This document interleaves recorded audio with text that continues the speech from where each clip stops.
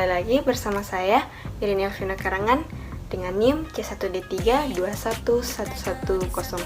Pada video kali ini, saya akan mempresentasikan materi tentang apa sih etika, media, dan public sphere itu. Untuk yang pertama, kita akan membahas etika. Secara bahasa, kata etika lahir dari bahasa Yunani, ethos, yang artinya tampak dari suatu kebiasaan. Dalam hal ini, yang menjadi perspektif objeknya adalah perbuatan, sikap, atau tindakan manusia. Secara umum, pengertian etika adalah norma, aturan, kaidah, ataupun tata cara yang digunakan sebagai suatu asas atau dasar seseorang dalam melakukan suatu kegiatan. Jadi, etika adalah konsep atau tindakan atau suatu perilaku tentang baik dan buruk. Ada 3 macam etika, yaitu deskriptif, normatif, dan meta-etika. Yang pertama adalah etika deskriptif, adalah etika tentang kenyataan yang terjadi dalam kehidupan manusia. Contohnya, menjaga sopan santun ketika berbicara di depan publik. Yang kedua adalah etika normatif, adalah etika yang berusaha menetapkan berbagai sikap dan pola perilaku ideal yang seharusnya dimiliki oleh manusia dalam kehidupan ini sebagai sesuatu yang bernilai. Contohnya seperti kejujuran, disiplin, dan tanggung jawab. Dan yang terakhir adalah meta-etika, sebagai suatu jalan menuju konsepsi atas benar atau tidaknya suatu tindakan atau peristiwa. Dalam meta-etika, tindakan atau peristiwa yang dibahas dipelajari berdasarkan hal itu sendiri dan dampak yang dibuatnya. Sebagai contoh, seorang anak yang menendang bola hingga kaca jendela pecah. Secara metaetis, baik buruknya tindakan tersebut harus dilihat menurut sudut pandang yang netral. Yang berikutnya adalah contoh dari etika.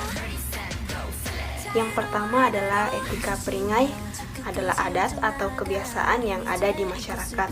Contohnya pergaulan anak muda, upacara adat, upacara pernikahan di daerah tertentu, dan busana adat daerah.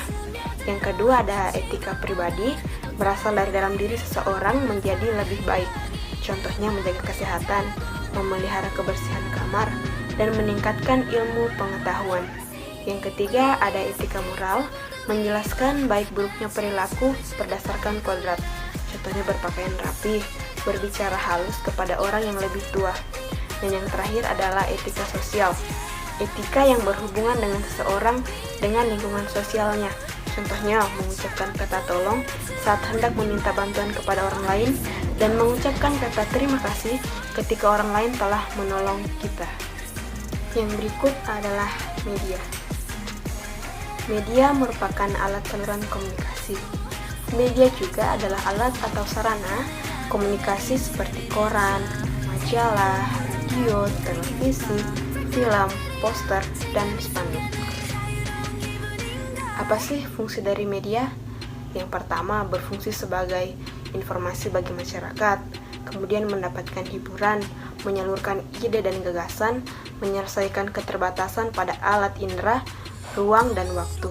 Kemudian pendidikan dalam kegiatan belajar mengajar, dan juga pengawas sekaligus pengontrol kegiatan sosial. Yang terakhir adalah public sphere. Apa sih public sphere itu?